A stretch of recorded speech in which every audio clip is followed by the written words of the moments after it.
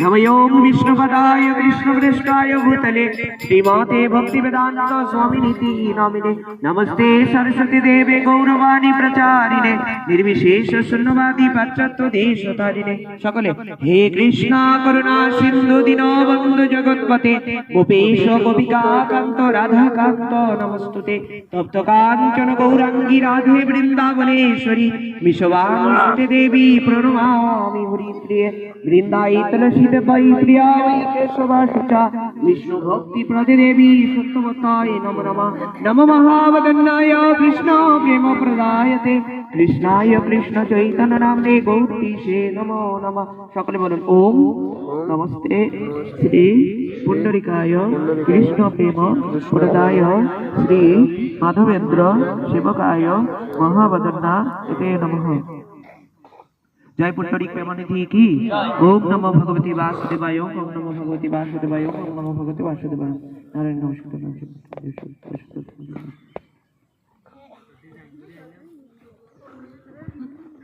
जय जय परमाराध श्री गुरु महाराज की। हरे कृष्ण सकल के सुस्वागतम जानाচ্ছি। আসলে আপনারা পুষ্পমাল্যে সেবার সাথে যুক্ত, এটা অত্যন্ত মহিমান্বিত।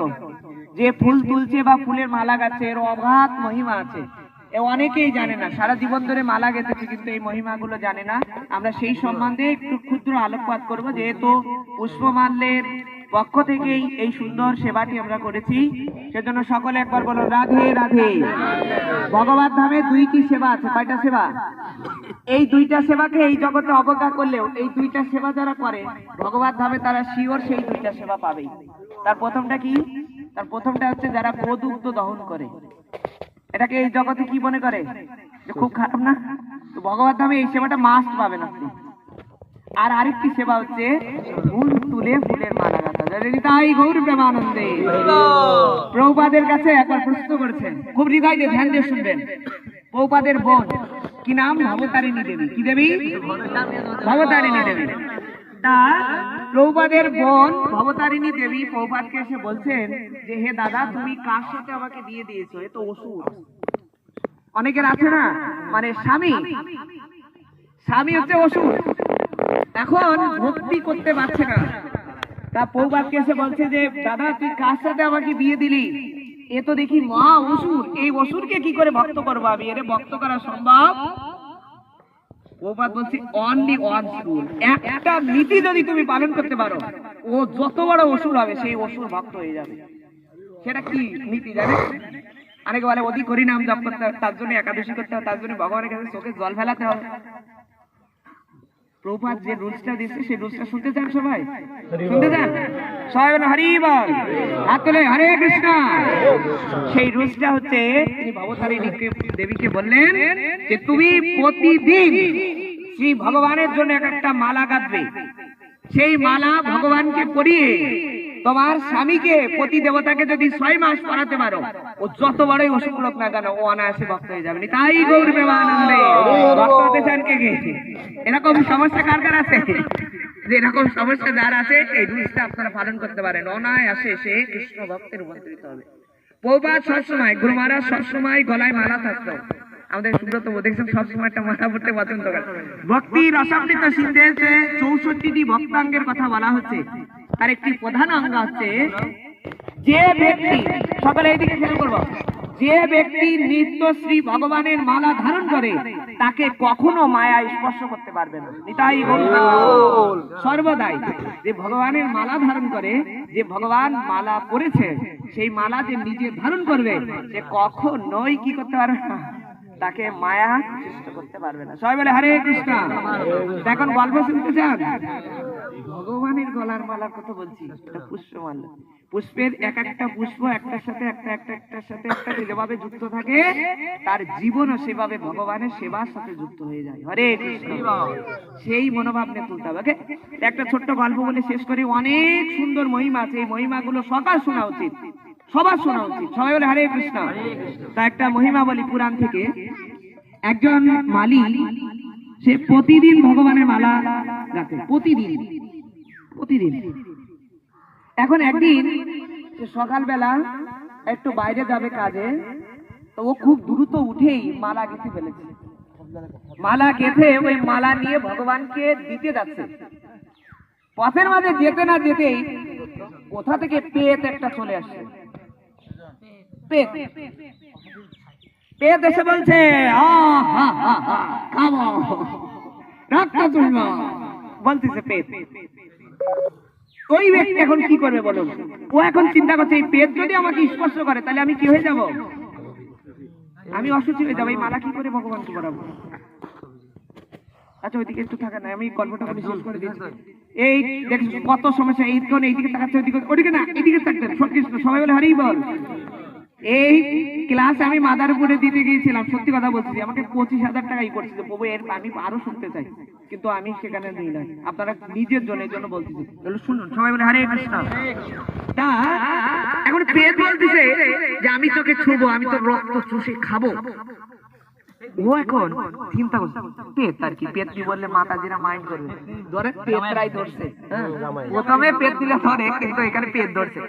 এখন যে পেট ওকে স্পর্শ করতে যাচ্ছে, ও ওই মালা, এই মালা নিয়ে কি করবে? ও কি ভগবানকে পড়াতে পারছে না, ওই মালাটা ধরে ও নিচে ফেলে দিয়ে বলছে গোবিন্দায় নমঃ। আর যেই গোবিন্দায় নমঃ বলেছে, বলার সঙ্গে সঙ্গে এই গোবিন্দ সেই ফুলের মালা গ্রহণ করে নেবে।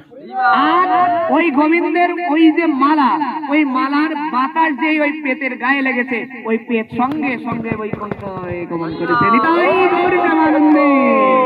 আপনারা কত সৌভাগ্য যারা ফুলের মালা গাছে, এদের যে হাতের সুগন্ধ, এই সুগন্ধ যদি কেউ নেয় তারও জীবন সার্থক হয়ে যাবে। শাস্ত্র বলছে এই মালা কাটার সময় দেখুন একটা সুতার সাথে আর একটা সুতা যে যায় না, যে ফুলটার সাথে আপনার হাত স্পর্শ করবে, আপনার যত হাতের কুরেখা আছে সেই রেখাগুলো পরিবর্তন হতে থাকবে। যদি আপনি হৃদয় দিয়ে গাঁথেন, আর যদি প্যারা মনে করে গাঁথেন, যে সুব্রত বাবু চাপ দিচ্ছে খালি তাইলে হবে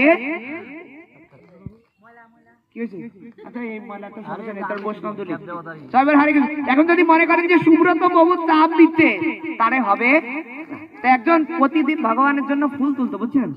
এখন ফুল তুলছে প্রতিদিন ওই পেড়া মনে করতে হবে, খালি সালা কাউন্সিলর এর যদি মরতো তাহলে ফুলের মালাটা মানে ফুল তোলা কমে যেত। হ্যাঁ, মানে এরকম যে ও কেন আসে প্রতিদিন, চিন্তা করছে ভগবানও বলতেছে দাঁড়া তোরে ভালোই সাহায্য করবো। হ্যাঁ, যেই ফুল ধরে এরকম ধরতে গেছে, সাথে সাথে ভগবানের কিবা একটা বাতাস লেগে ধপ করে গেছে পোড়া। আর পড়বে না পড়বে সে কাউন্সিলরের সামনে গিয়ে করে, কাউন্সিলর দেখতে আসে যে দেখতে কোন থেকে ধরে সুরত ও দেখতে আসছে, সুরত বলে কি হয়েছে ব্যথা হয়েছে? না বাবু এটা তো আমার পড়ার স্টাইল। সুরত চলে গেছে, যে ব্যথা দিলা, যে পেড়া মনে করে সেবাটা করবে ভগবান তাকে অবশ্যই অবশ্যই দণ্ড প্রদান করবে। সেজন্য সর্বদা মনে রাখবে। এবং আরেকটা বিষয় বলি, পুষ্পমাল্যের গাথার সাথে যারা যুক্ত, শ্রী ভগবান তাদের প্রতি এত করুণা পরায়ণ এবং তাদেরকে অল্প দণ্ড দিয়ে তিনি অগাধ পাপ রাশি থেকে মুক্ত করে দেন। এটাই গৌরমানন্দে। হরে কৃষ্ণ কৃষ্ণ কৃষ্ণ হরে হরে, হরে রাম রাম রাম। অনেক মহিমা আছে। আচ্ছা আরেকটা ছোট্ট গল্প বলি, সবাই বলেন হরে কৃষ্ণ। যেহেতু আমরা বর্ষনাতে আছি, রাধা রানীর গল্প না বললে আমাদের জীবন সার্থক হবে না। তা বর্ষনার পাশে নন্দগ্রামে একজন ভক্ত ছিল, তার নাম হচ্ছে কৃষ্ণ দাস। কি দাস? কৃষ্ণ দাস। অনেকে শুনতে পারেন গল্পটা, খুব মহিমান্বিত, এটা মালা গাথার সাথে। তা উনি একদিন ভাগবত পাঠ শুনতে গেছে, সবাই ধ্যান দিন, ভাগবত পাঠ শুনতে গেছে। তা ভাগবত পাঠে গিয়ে মহাভারতের অনুশাসন পর্ব পাঠ হচ্ছে, আর ওই পাঠ হওয়ার সময় পাঠক মহাশয় বলছেন যে কোন ব্যক্তি যদি একটা না 12 বছর একটা সেবা করে যেতে পারে, ওই 12 বছর পরে ও ভগবানকে যা বলবে তাই হবে। ও যদি ভগবানকে বলে যে ভগবান তুমি উঠবস করো কান ধরে, ভগবানকে সেটাই করতে হবে, এটা শাস্ত্রের বিধান। একটা না 12 বছর যদি কেউ একটা কিছু করে যেতে পারে। এখন এই মহাভারতের অনুশাসন পর্বের এই ভীষ্মদেবের উক্তি শুনে ও কি করেছে জানেন? ও সাথে সাথে ব্রত করেছে যে আজকে থেকে আমি প্রতিদিন একটা মালা গাঁথবো, যেভাবে পারি এই মালা গেছে ভগবানকে পরাবো, 12 বছর গুনে রাখবো, 12 বছর পরে ভগবানের সাথে কথা বলবো। ঠিক আছে? এখন প্রথম দিন মালা গেছে, ভগবানকে বলছে ভগবান শুরু করে দিলাম, কিন্তু সিগনেচার দিচ্ছি। 2 দিন গালা গেছে, 1 মাস হয়ে গেছে, ভগবান 1 মাস হয়ে গেছে, আমার কিন্তু মিস হয়নি। জ্বর হচ্ছে, মিস নেই। শীত হচ্ছে, মিস নেই। প্রতিদিন মালা গাঁথতে গাঁথতে 6 বছর হয়ে গেছে। ভগবান যতই খেলা খেলো আমি কিন্তু মিস করবো না। এইভাবে করতে করতে করতে করতে যেই 12 বছর পূর্ণ হয়ে গেছে, তার আগের দিন ভগবানকে বলছি, ভগবান আজকে কিন্তু 12 বছর হয়ে যাবে কালকে। আমার আরজি শোনো তো, আমি শুনেছি শাস্ত্রে যে তুমি যা বলবো তোমাকে তাই করতে হবে। কালকে তুমি আমার বাসাতে গিয়ে মালা পরবে, আমি আর তোমাকে মালা দিতে এখানে আসবো না। তোমাকে কি করতে হবে? তোমাকে আমার বাড়িতে যেতে হবে মালা নিতে, এবং আমি সুন্দর প্রসাদ রান্না করে রাখবো তোমার জন্য। সেই প্রসাদ আমাদের নিজের হাতে খেতে হবে। এটা হচ্ছে আমার 12 বছরের সেবার আরজি। ব্যাস বলে চলে গেছে। পরের দিন মালা দিয়েই বাড়িতে গিয়ে অপেক্ষা করছে যে কালকে কি করবে, কালকে ভগবান আসবে, ভগবান আসবে, ভগবান আসবে। সারা রাত চিন্তাতে ঘুম হচ্ছে না, সাথে সাথে রান্না করা শুরু করেছে। অনেক ব্যঞ্জন রান্না করে সাজিয়ে রেখেছে, মালাও একটা সুন্দর গেঁথেছে। এই মালাটা আজকে ভগবানকে সাক্ষাৎ করাবো আমি, কত সৌভাগ্য আমার। এখন সকাল হয়ে গেছে, বলছে আসবে, ভগবান আসে না। দুপুর হয়ে গেছে, ভগবান আর আসে না। রাত হয়ে গেছে, ভগবান আর আসে না। যেই সন্ধ্যা লাগতে লাগতে গেছে, তখন এমন রাগ হয়েছে তার, বলছে হাই রে ভগবান, এই ভগবান দেখি নিষ্ঠুর ভগবান, এর শাস্ত্রের কথা মিথ্যা, এও বেকা, এর কথাও বেকা, এ ভালো না, আমি এখানে আর থাকবো না। এই নন্দগ্রাম, এই কৃষ্ণের বাড়িতে থাকবো না, আমি রাধারানীর কাছে চলে যাব। গিয়ে বর্ষনাতে গিয়ে রাধারানীর কাছে অভিযোগ করব যে কৃষ্ণ আমার সাথে এরকম ছলনা করেছে। যেই মুহূর্তে নন্দগাঁও ছেড়ে যখন বর্ষনাতে যাবে, মাঝখানে যে রাস্তা, এই রাস্তাতে যাবেই সন্ধ্যাকালের সময়, সেই মুহূর্তেই প্রসাদ সব গুছিয়ে নিয়েছে যে কৃষ্ণের জন্য রান্না করছে, এটা যমুনাতে ফেলে দেবো, শেষ। ও আমি আর খাবো না। ওই যে মালাটা সুন্দর করে ইসের ভিতর গুজে ও চলে যাচ্ছে। যেই মুহূর্তে যাচ্ছে, ওই মুহূর্তে ভগবানের হৃদয় কেঁদে উঠেছে যে আমার ভক্ত আমাকে না পেয়ে চলে যাবে।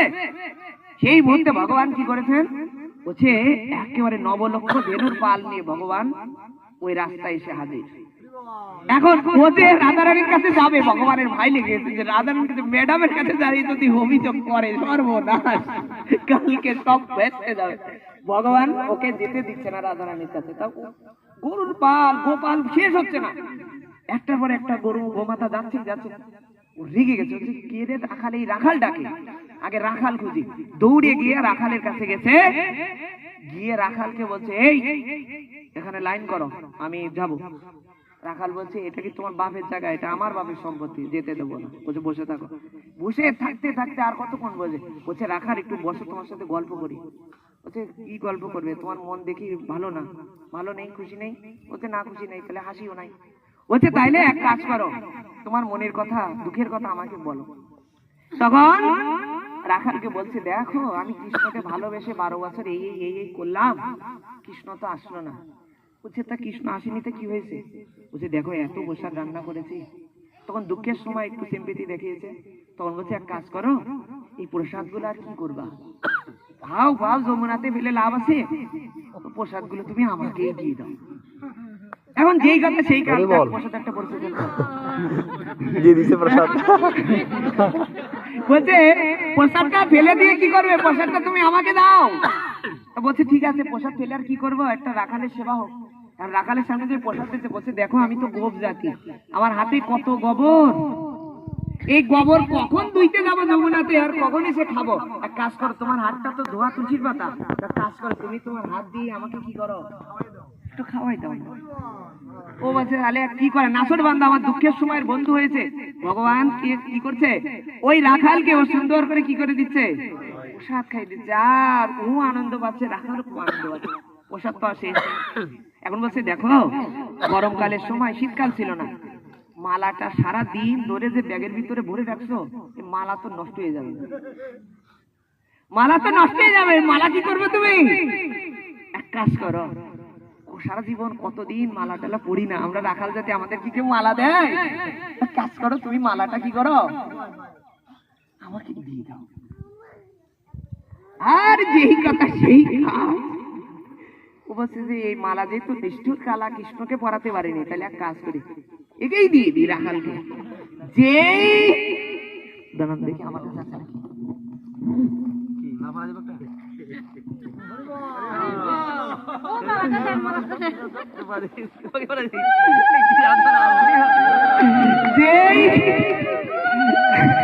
যেই মালাটা পরিয়ে দিয়েছেন ওই মুহূর্তে ভগবান আর নিজেকে রাখতে পারে নাই, ভগবান নিজেকে প্রকাশ করে দিয়েছেন। ভগবান শঙ্খচক্র গদাপদ্ম রায় দিবস মুরারি ধার অখিল ব্রহ্মাণ্ড নায়ক গোবিন্দ আমার প্রকাশ হয়েছে হৃদয় গৌর প্রকারে। আর যেই মুহূর্তে ভগবান প্রকাশ হয়েছে ও কি করবে? ও কি ভগবানকে পরিক্রমা করবে, আরতি করবে তাই ভাবছেন? না, ও লাঠিটা নিয়ে বলছে সেই জল খাইলি তো এত গোলাই খেলি কেন? তারা তোকে দেখাচ্ছি বাবা। এটাই ভগবানের লীলা, যে ভগবান গ্রহণ করবে, আপনার হাতেও গ্রহণ করবে, আপনি সেইভাবে ভক্তি করে গ্রহণ করুন। আমি খুব মুগ্ধ। আমি আগের দিন ভক্তিপতি বউর সাথে বলছিলাম, আমি এটা বলে শেষ করছি, যে আগে আসলে ধাম মানে স্ট্যান্ডার্ড। চিন্ময় বউ বলতো ধাম মানে স্ট্যান্ডার্ড, ধামে রাধারানীর মালা মানে স্ট্যান্ডার্ড মালা।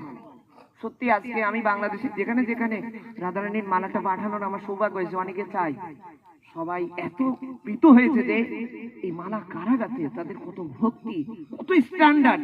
এবং আমাদের বাসবাণী মুরারি এমনি তো অপূর্ব সুন্দর, আর সেই সৌন্দর্যকে আরো কোটি গুণ বর্ধিত করে এই ঝলমল ঝলমল মালা, যে মালা সাক্ষাৎ গদাধর গাছে। তা আপনারা গদাধরের কৃপাধন্য, সেজন্য সকলেই সেই সৌভাগ্য যেন নিত্য কাল বহমান থাকে। সকলে যেন এই মালা গাঁথতে গাঁথতে নিঃস্বার্থ ভাবে মালা গাঁথবো, এই মালা গাঁথতে গাঁথতে আমরা ভগবত ধামে গিয়েও মালা গাঁথবো। আমাদের হরে কৃষ্ণ কৃষ্ণ কৃষ্ণ হরে হরে, হরে রাম রাম রাম হরে। এই বলে আমি পাঠ বিশ্রাম রাখছি। কোনো কথা কষ্ট পেয়েছেন? এরকম আরো অনেক মহিমা আছে, আমরা পরে আরো শুনবো। হ্যাঁ, এগুলো শুনলে কি হবে? ভক্তি আরো বাড়বে, যে আমার মালা গাথা আরো স্ট্যান্ডার্ড হবে। ঠিক আছে, সবাই বলি হরে কৃষ্ণ। সুব্রত বাবু অক্লান্ত পরিশ্রম করছে, আমরা তার কাছে শুনবো। আজকে ও এত সুন্দর আয়োজন করেছে, আমি মুগ্ধ হয়েছি, খুব ভালো। হরে কৃষ্ণ। 2 মিনিট পবিত্র রিয়েলাইজেশন করে আমরা